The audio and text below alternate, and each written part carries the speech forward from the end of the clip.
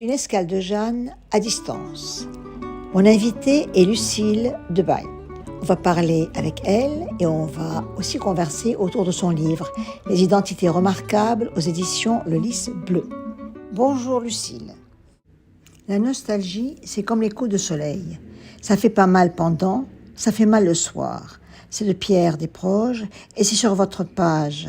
Pourquoi ces mots ? Bonjour Jeanne et merci pour cette escale.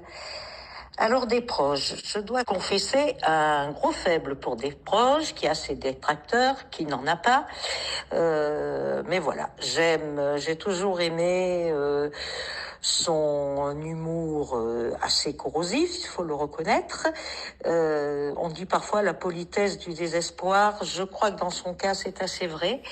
Après, le parallèle un peu atypique, en effet, avec la nostalgie.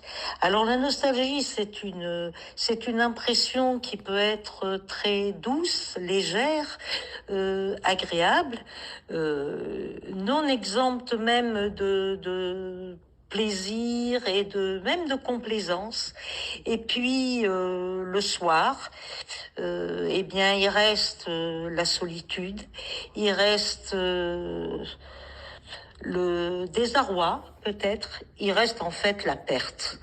Alors les rayons de soleil sur la peau, c'est très agréable dans l'après-midi, mais c'est vrai que ça peut brûler aussi très fort. Et je pense que la nostalgie, dans ce sens-là, est quelque chose en effet qui s'en rapproche.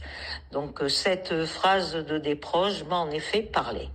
Les identités remarquables sont comme une histoire d'amour qui ne finit pas. En réalité, c'est une amie Facebook que vous avez rencontrée dans la vraie vie, comme on dit, qui se fait appeler Charlie. Et depuis, vous n'avez plus eu de paix possible. Elle est très intrusive, elle s'introduit dans votre vie par ses urgences, en SMS, mail, etc. Vous étiez un peu dans ce temps figé d'un cancer, et avec en même temps un traitement. Je crois que c'est votre troisième cancer. Est-ce que vous pensez que vous étiez une proie plus facile à ce moment-là ? Et que j'ai été une proie plus facile à ce moment-là, oui. Mais le terme de proie est un peu difficile parce que je n'avais pas affaire qu'à une prédatrice, ou alors j'étais une proie très consentante, on va dire, dans la mesure où j'avais besoin d'une intrusion dans ma vie à ce moment-là. Je demandais en fait que quelque chose se passe de nouveau dans ma vie et m'éloigne de ce cauchemar de la maladie qui vous submerge, qui est un tsunami quand ça vous arrive. Et disons que cette Charlie, par sa fantaisie, son côté fantasque, représentait un courant d'air frais, neuf dans ma vie. Donc proie, oui, mais proie vraiment avec mon consentement. Votre personnage dans le livre raconte qu'elle a un compagnon plus jeune qu'elle. Et pourtant, il l'aime follement. Est-ce que la maladie, les traitements, cette différence d'âge rend plus vulnérable ? Je considère que rien n'est jamais acquis. C'est vrai qu'une femme qui a 12 ans de plus que vous et qui est malade en plus, c'est pas le comble du glamour. Et la maladie, oui, je le répète, ça fragilise. En effet, ce compagnon, dans le livre et dans le réel, me protège et me rassure énormément. Mais il est bien sûr que 12 ans de différence entre un homme et une femme, ça compte, c'est important. Et on sait qu'il faut beaucoup aimer pour accompagner quelqu'un dans ce parcours de combattant. J'ai cette chance, j'ai eu cette grande chance et je l'ai toujours. Mais comment vous dire, j'en reste émerveillée chaque matin parce que je crois que ça, c'est un véritable cadeau et que on ne l'a pas à tous les coups. Ça, c'est un don du ciel. Voilà. Charlie, votre héroïne, a tenté de vous convaincre de guérir par l'intermédiaire d'un gourou, à distance d'ailleurs. Vous pensez qu'on est plus crédule quand on est malade ? Plus vulnérable, plus crédule, moi qui, a priori, me flattais d'avoir un esprit très cartésien, oui, c'est certain.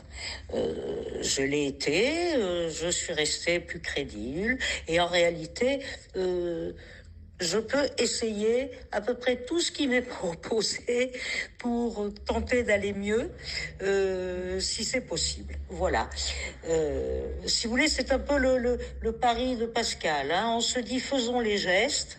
On ne sait pas ce qu'il y aura au bout, mais la guérison, pourquoi pas, la rédemption peuvent venir de surcroît. Voilà. Vous seriez étonné de trouver aujourd'hui dans mon sac un chapelet, un petit ange, un œil de Sainte Lucie. Enfin bon, il faut vous dire aussi que j'ai eu une enfance africaine au Sénégal à cause de mes parents qui y vivaient et que, allez savoir, j'ai peut-être gardé un petit côté animiste, gris-gris, etc. En tout cas, oui, tout ce que je peux essayer, j'essaie. Voilà. Vous avez fait philo, Sciences Po, et vous écrivez. Et vous avez pourtant toujours, je crois, cette tentation de la philosophie. Vous dites, je fais ce que je peux, avec mes silences et le reste, avec mes peurs de bête, avec mes cris d'enfant qui ne débordent plus, je fais ce que je peux. Dans ce petit bain de cruauté et de lumière, dans la violence du temps qui piétine nos rêves, dans nos petits pataugements précieux, un matin après l'autre, un oubli après l'autre. Un mot sur le suivant, je fais comme tout le monde, avec le ciel et sans les dieux. Ce n'est pas de vous, mais c'est aussi sur votre page. Pourquoi vous dites cela ? C'est un texte que je trouve admirable de Thomas Vino, un poète. C'est extrait de son très joli livre Bleu de travail.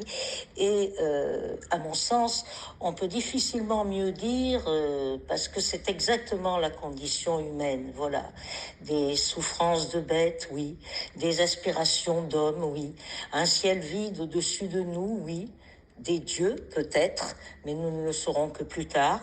Dans l'immédiat, il faut s'arranger avec cette béance. Parfois on oublie, parfois on ne peut plus oublier.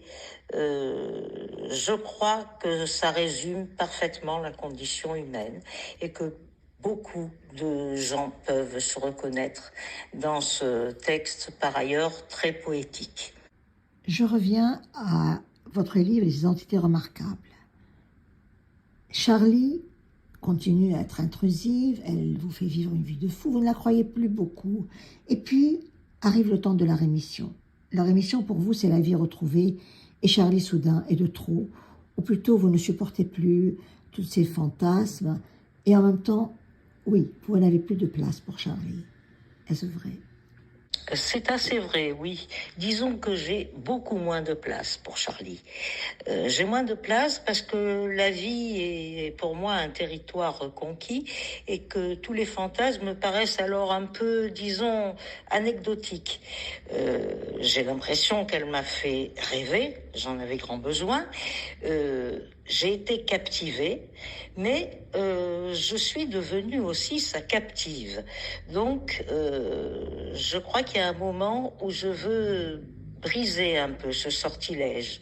Je me sens un peu à la fois redevable, oui, et prisonnière aussi. Vous décidez de ne plus parler à Charlie, de ne plus rien recevoir, et c'est le silence.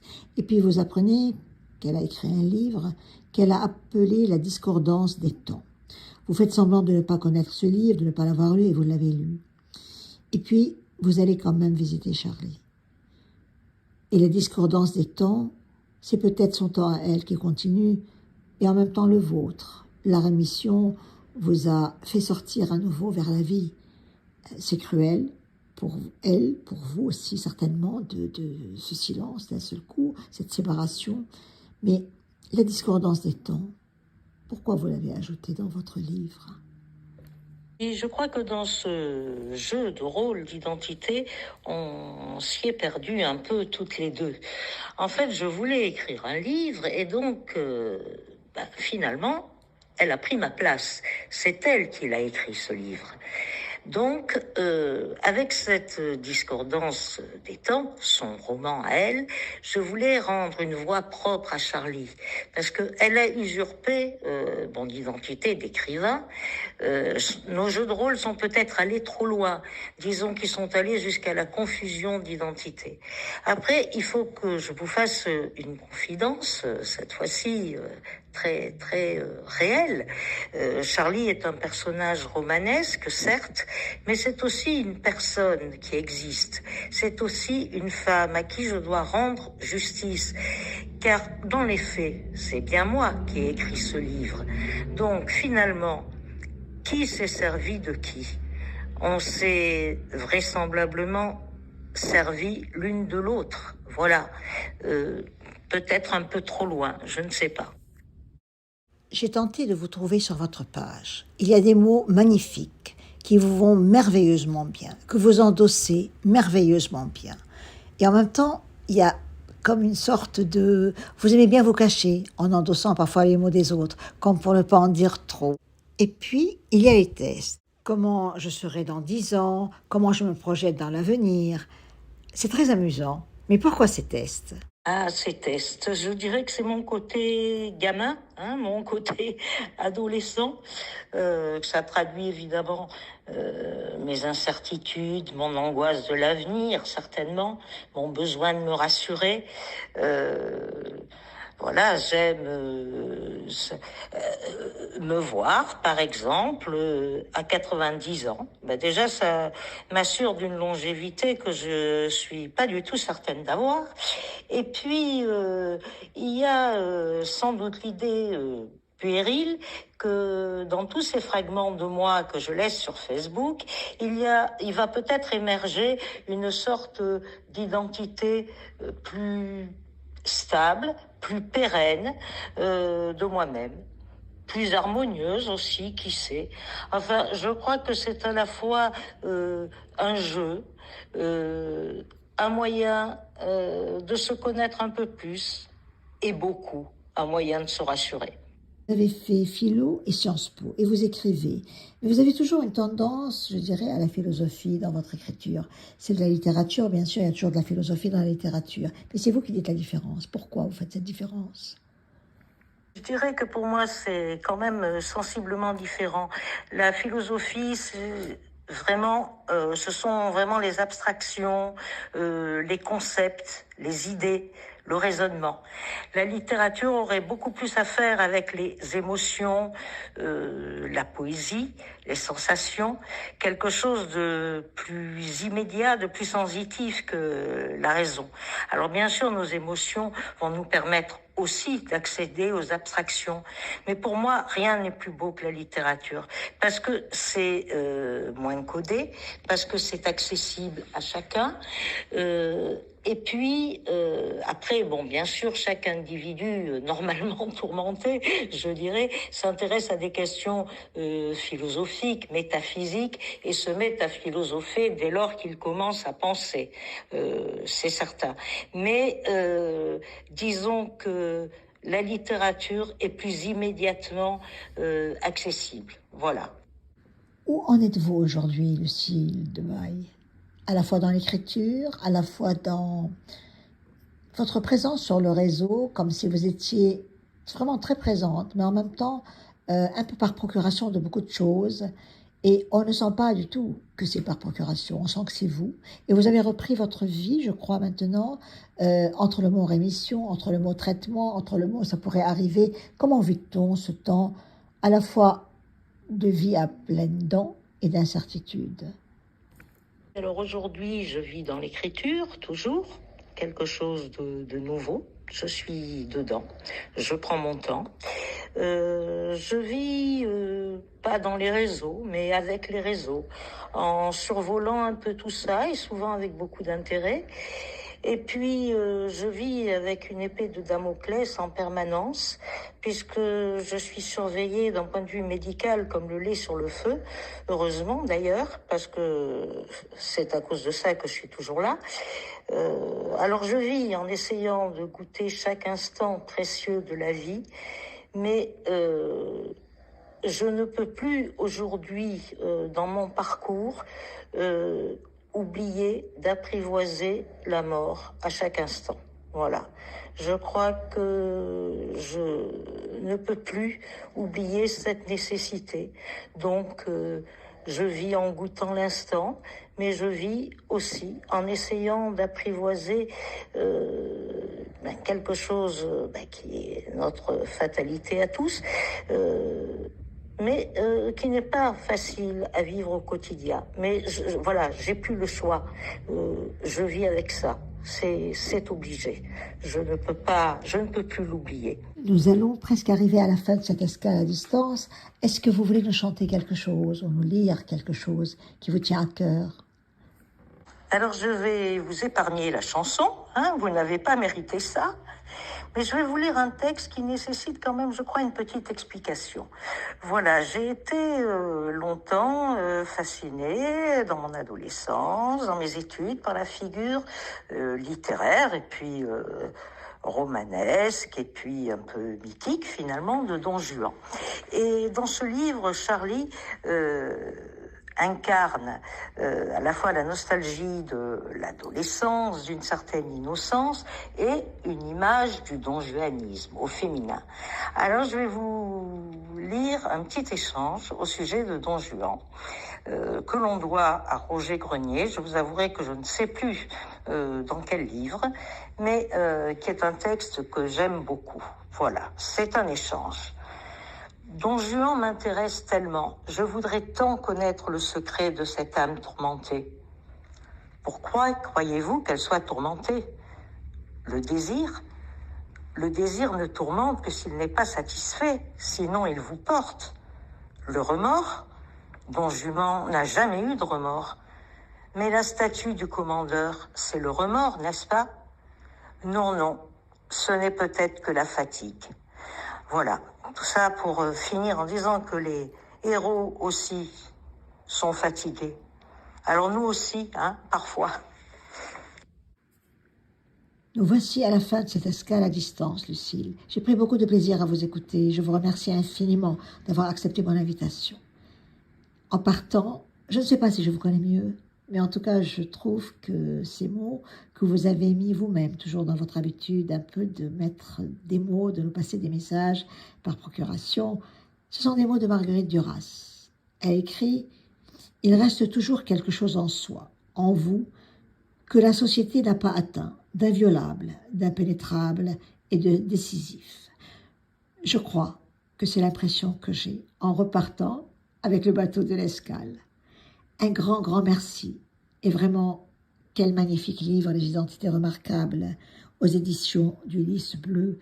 Et cette illustration de couverture de Déborah Choc, Le carnaval des mots, qui est magnifique. Un grand merci. Merci à vous, Jeanne, pour votre lecture si attentive et bienveillante. Merci pour cette rencontre lumineuse. Merci de m'avoir si bien comprise à travers mes mots, à travers ceux des autres et ceux que je ne sais pas dire. Merci de m'avoir donné enfin cette possibilité si précieuse de trouver un écho, une écoute. J'ai été vraiment ravie de partager cette escale avec vous et j'espère que nombreux seront ceux qui la partageront aussi avec nous, avec plaisir. C'était l'escale de Jeanne à distance avec Lucille Debaille.